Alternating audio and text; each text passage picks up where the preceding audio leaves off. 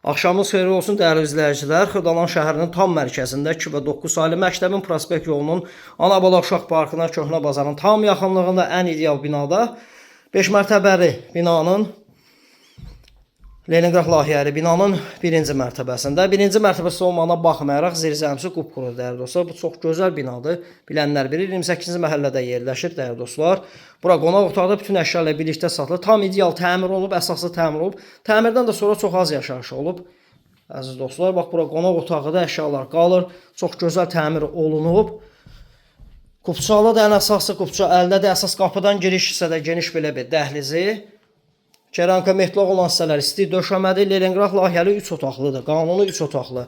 Qupçalı da təbii ki, hamam sanuzellər ayrı-ayrılıqdadır əziz dostlar.